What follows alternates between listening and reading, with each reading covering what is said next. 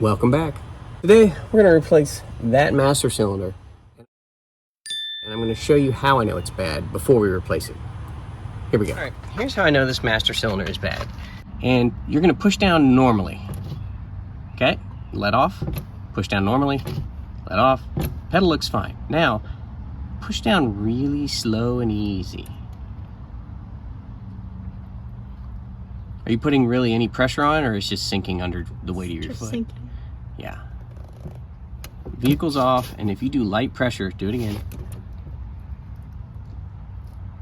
It goes all the way to the floor, just barely resting your foot on it. And let up, and now do regular brake again. Regular brake. See? So if you do it quick enough, it seals and it acts fine, but if you go slow, there's a tear in the boot, or there is some sort of problem with it where it will allow all the fluid to pass and not apply any pressure to the brakes. That's how we know it's bad. Let's replace it. To get this master cylinder off, there's going to be two nuts that mount it to the booster, one here and one just on the other side of the reservoir. And then you've got your lines, one here, and this bolt, which is sort of into a banjo fitting that goes down to both the front wheels. So this looks like that's the rear.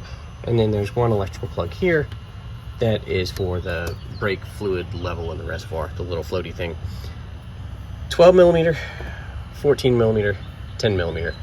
That's really all we should need for this job.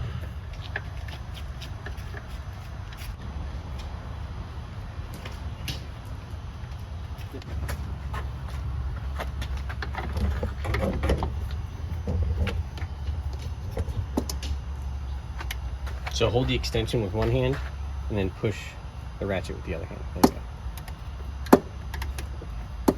Got it? All right, put that over here.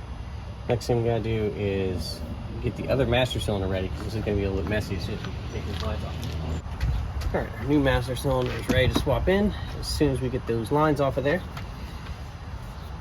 This is gonna be 10 millimeter for this one. Break that back one loose first, because it's sort of at the back and it's in the way. So, yeah, counterclockwise. Now we could have gotten these loose and then unbolted it, but that would take more time. So I pre-loosened these, then we unbolted the booster, and now we're just taking these lines off. Okay. There we go. Don't lose that washer. Got it.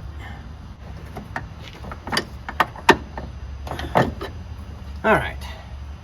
Let me move this out of the way. This particular setup actually has some sort of brace for the metering valve or proportioning valve that goes just on top of that master cylinder, so you sort of have to pull it down out of the way, slide the master cylinder in when you do it. It's a little bit of a pain, but it's not too bad.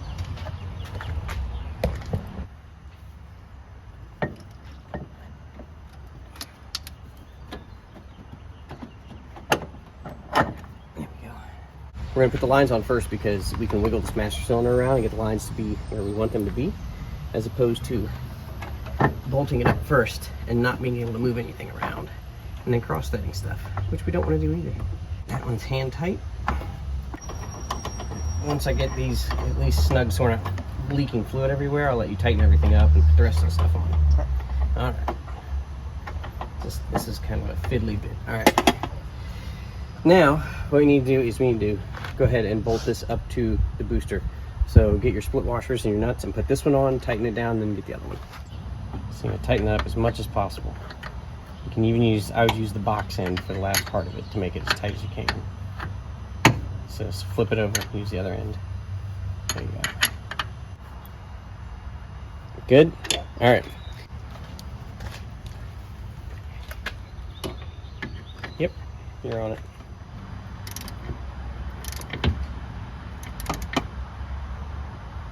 Got it?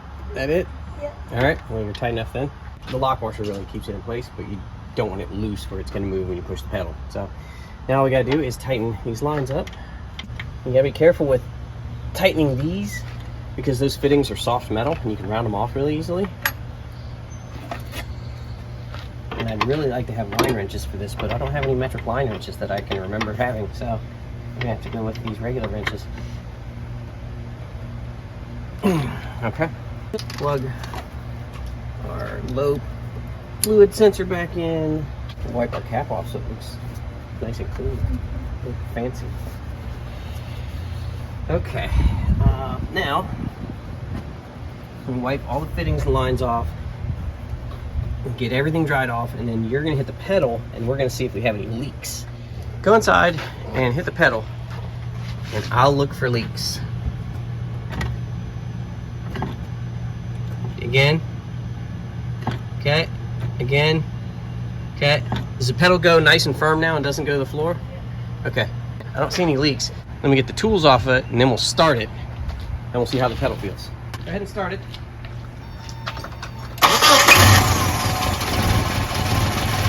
Go ahead and hit the brake pedal. Feels okay?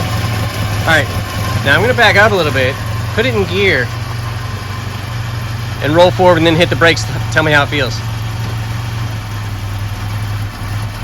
Good.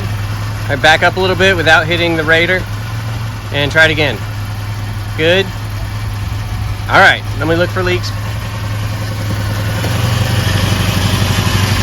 One more time. Okay. You shut off. Alright, and just to make a fair test, we're going to do the same test we did with the engine off when we had a bad master cylinder and we could get the pedal to sink to the floor under light pressure. Push the brake pedal normally. Okay. Normally again. Okay. Now, do light pressure like before where it would sink. And it stops where, about halfway? Yeah. One more time. And that's it, it stops? Yeah. Okay. So before it would sink all the way to the floor, now it goes about 2 inches down and then becomes firm, which is what it should do as a master cylinder, not go all the way to the floor. That's gonna do it for today. You saw what a bad master cylinder looks like as far as brake pedal goes. No external leaks on it, so there's probably something in the booster filled with fluid now, which is fine. Not really, but I'm not replacing it until it becomes a problem. Replaced the master cylinder, checked for leaks, retested, and now we have a firm pedal no matter what, which is what you want, right? Yeah. Okay, good. I wanted it too. All right, everybody. Well, that's going to do it for today. We'll see you next time.